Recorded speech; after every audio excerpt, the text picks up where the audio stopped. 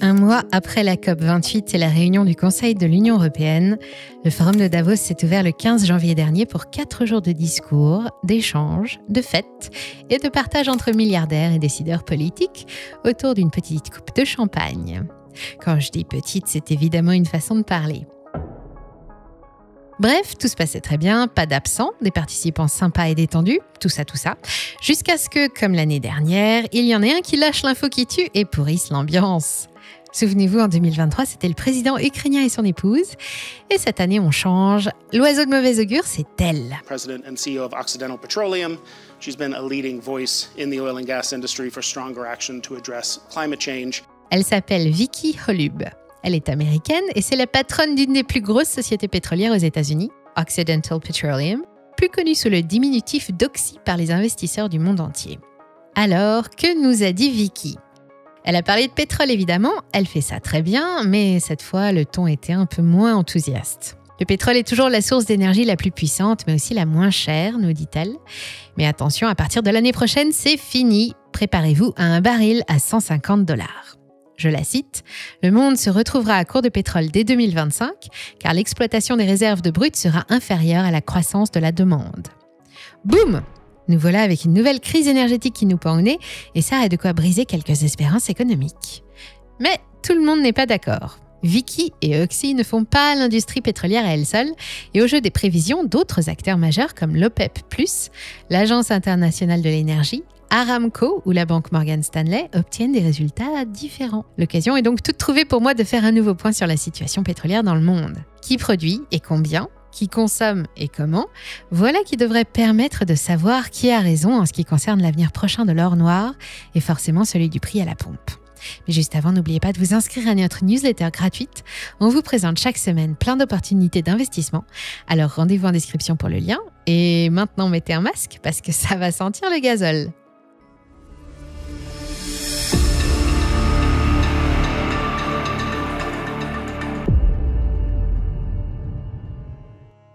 Et une année bouclée. Une année de plus où après 28 COP, 52 forums à Davos, les accords de Londres, ceux de Paris, le protocole de Montréal, puis celui de Kyoto et enfin les accords de Bâle, rien n'y fait, le pétrole est resté en 2023 la première source d'énergie du monde. 31,5% du mix énergétique en 2022 et d'après les premières estimations de l'Agence internationale de l'énergie, le score devrait être encore dépassé cette année car jamais nous n'avons consommé autant de pétrole qu'en 2023. 101,2 millions de barils par jour, c'est ce que l'humanité a englouti de produits pétroliers cette année et après 3 années de hausse consécutive, elle a enfin dépassé les 100,7 millions de barils par jour consommés avant la crise sanitaire. Que s'est-il passé de marquant cette année sur la planète pétrole ? 2023 a commencé sur une crise du gaz liée à la guerre en Ukraine et un baril à 74 $ qui a lentement baissé tout au long du printemps pour atteindre 72 $ en juin. Dès avril, l'OPEP a décidé d'une réduction de la production de 1,2 million de barils par jour pour soutenir les prix, avant que la demande explose subitement à l'été et ne fasse grimper les prix jusqu'à effleurer les 95 $ en septembre. Ce n'est rien à côté des 140 $ atteints au début de la crise en Ukraine. Néanmoins, c'est problématique pour l'Europe qui sort à peine de sa crise énergétique et qui se prépare déjà à l'hiver. Pour limiter les prix, les États-Unis ont augmenté la cadence avec un pétrole de schiste vendu presque 6% moins cher que les produits de mer du Nord ou du Moyen-Orient. Face à l'oncle Sam et ses alliés, l'opposition est personnifiée par le cartel de l'OPEP, devenu OPEP+, depuis qu'il a intégré la Russie. Après la baisse d'avril, l'OPEP+, a décidé d'une deuxième baisse de 2 millions de barils par jour en novembre dernier, un baril alors à 80 $ environ, trop bas selon lui. Une fois encore, la résistance du marché, soutenue par les autres pays producteurs, a surpris tout le monde.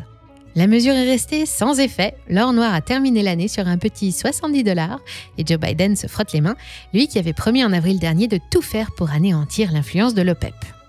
Mais pendant que la guerre du pétrole se mène entre nations avec force et rage sur fond de polarisation du monde, tout au bout de la chaîne, il y a nous, les usagers, qui en payons le prix et il n'est pas donné. Alors, concrètement, où allons-nous maintenant ? Revenons à Vicki Holub. Cette année, Davos lui a remis le titre honorifique de grande prêtresse de l'Apocalypse.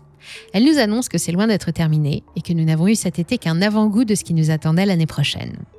Selon ses calculs, le monde va devoir faire face à une première pénurie massive de pétrole dès 2025. Ça ne nous laisse pas beaucoup de temps pour nous préparer. À l'agence Reuters, Vicky rappelle qu'il y a 20 ans, les foreuses et les puits de pétrole fournissaient 5 fois plus que ce que la planète consommait, et aujourd'hui c'est 25% seulement. Son explication, les activités d'exploration et de prospection ont été délaissées, avec des budgets en baisse, au profit de l'exploitation des champs déjà actifs, dont beaucoup arrivent à maturité.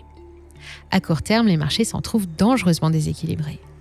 Depuis 2015, près de 630 milliards de dollars d'investissement auraient été nécessaires pour maintenir la production au niveau actuel, et encore plus pour répondre à la forte demande qui s'annonce.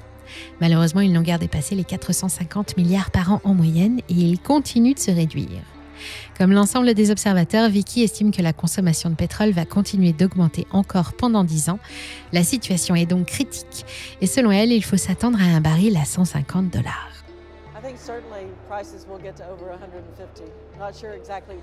En 2018, l'Agence internationale de l'énergie parvenait à la même conclusion, à quelques détails près. Elle publiait alors un rapport de 650 pages pour démonter les effets néfastes de l'insuffisance des investissements dans la production pétrolière face à une demande en forte progression, surtout de la part des pays émergents, dont la Chine et l'Inde.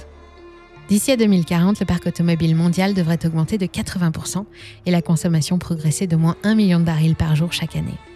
Elle alertait alors sur l'impossibilité de maintenir des niveaux de production et sur un effondrement en 2025, une pénurie d'or noir que la hausse de l'extraction du pétrole des schistes américains ne pourra pas combler, même avec 11 millions de barils par jour prévus en 2035. Bref, on n'est pas très loin des angoisses de Vicky, mais en 2024, l'AIE a changé d'avis et elle tempère. D'après elle, cette année, malgré les tentatives de l'OPEP pour prendre le contrôle d'une partie de la production, le marché du pétrole sera excédentaire. Et cette fois, l'AIE y croit car elle s'attend surtout à une baisse de la demande de la part des économies occidentales, où la reprise post-pandémie est finie, et en provenance de la Chine. Malgré les tensions au Moyen-Orient, les États-Unis et leurs partenaires dominent encore la production mondiale face à l'OPEP, qui n'arrête pas de réduire le débit de ses robinets. Le marché semble bien approvisionné avec des prix au comptant plus intéressants que les prix à terme, et il n'y a pas lieu de s'inquiéter. Ces prévisions de consommation pour cette année atteignent 102,4 millions de barils par jour. C'est 1,2 million de plus qu'en 2023 et c'est déjà 20% de plus que ce que prévoyait le rapport de 2018. Mais l'AIE compte sur les États-Unis et les autres producteurs hors OPEP qui se sont montrés capables de tenir tête au cartel cette année. 1,2 million de barils par jour d'augmentation à la demande, c'est en dessous des prévisions de l'OPEP+. De leur côté, les analystes du cartel qui approvisionnent le monde en pétrole à hauteur de 40% environ s'intéressent surtout aux besoins en transport et pétrochimie de l'Inde, de la Chine et du Moyen-Orient, mais aussi de tous les pays émergents non membres de l'OCDE. Pour eux, le monde engloutira cette année 2,2 millions de barils par jour en plus et ils prévoient un fléchissement de la croissance pour 2025 avec une hausse de 1,8 million de barils par jour seulement. La consommation devrait alors atteindre 104 millions de barils par jour cette année. C'est 1,6 million de plus que la prévision de l'AIE pour atteindre 110,2 millions en 2028 et 116 en 2045. Face à cette forte demande, l'Arabie Saoudite et la Russie envisagent déjà de relancer leurs pompes et l'OPEP prévoit de renforcer sa production de plus 1,3 million de barils par jour en 2024 et 2025. À côté, le Brésil, le Canada, la Norvège, le Kazakhstan, la Guyane et bien sûr les États-Unis leur emboîtent le pas. Et on s'attend à une production record de 103,5 millions de barils par jour cette année. On n'est pas loin, mais c'est insuffisant pour couvrir tous les besoins si on se base sur les estimations de l'OPEP. Il va donc falloir déstocker dès le début de l'année, et ce n'est pas un signal positif. À ce stade, il semble que la prévision de Vicky se confirme, sans compter que depuis l'été dernier, l'Agence internationale de l'énergie a revu 3 fois ses prévisions de consommation à la hausse. Malgré ça, elle reste optimiste sur l'évolution des prix. Alors, pour les départager, allons prendre un 3e avis et voir ce qui se dit ailleurs, auprès des banques et des fonds d'investissement. Il n'y a pas plus concerné, étant donné qu'elles détiennent la plupart des compagnies pétrolières du monde. Selon Morgan Stanley, le léger rebond du prix du baril depuis la mi-décembre est encourageant, plus 7,7% pour le Brent et plus 7,4% pour le WTI, à respectivement 79 et 73,50 $, et on est bien moins angoissé que l'année dernière au sujet de l'évolution des prix. Un baril à 100 $, c'est déjà impensable, alors 150, on n'y croit même pas. Je précise que les prévisions de la banque américaine font souvent mouche. L'an dernier, elle avait prédit un prix maximum de 95 $ pour le Brent, frôlé au cours de l'été, et cette année, il ne devrait pas dépasser 85 $. Ils étaient peu nombreux à avoir bien vu en 2023. La banque suisse UBS et la Barclays avaient aussi annoncé la même chose, mais aucun des deux n'a encore émis d'avis pour 2024. Partout ailleurs, les conclusions sont mitigées.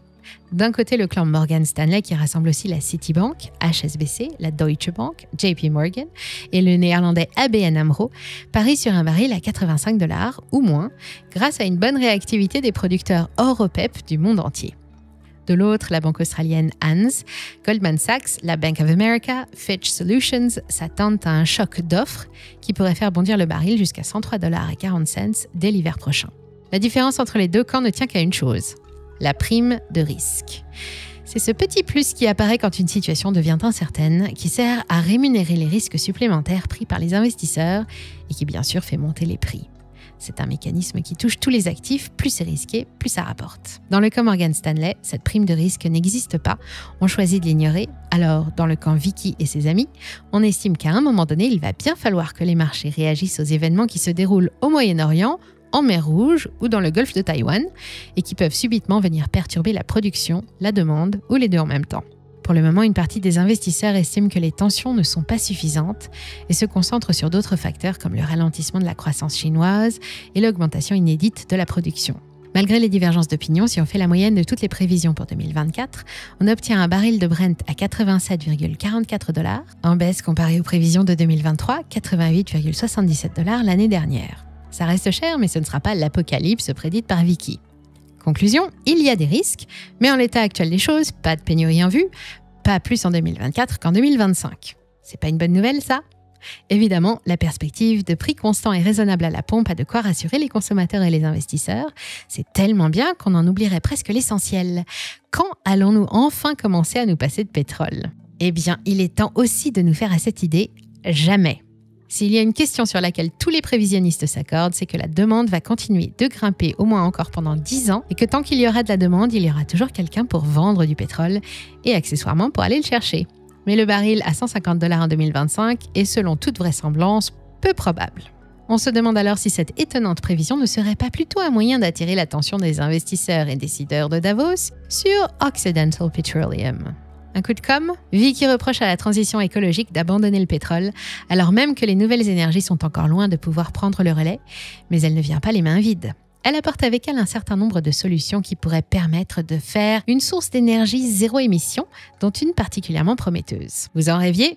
Occidental Petroleum l'a fait, le pétrole propre. Ce n'est pas nouveau, Vicky en parlait déjà à Davos l'année dernière et l'année d'avant. Il s'agit de rendre la totalité de la chaîne de production et de raffinage, les transports et la combustion finale totalement neutres en émissions de CO2. Comment compte-t-elle s'y prendre et par quelle magie Oxy pourrait-elle réussir à rendre mon litre de 95 neutre en émissions de gaz à effet de serre ? Quelles forces obscures compte-t-elle invoquer pour qu'un hydrocarbure, de l'hydrogène et du carbone, ne libère pas son carbone au moment où j'appuie sur l'accélérateur de ma Twingo ?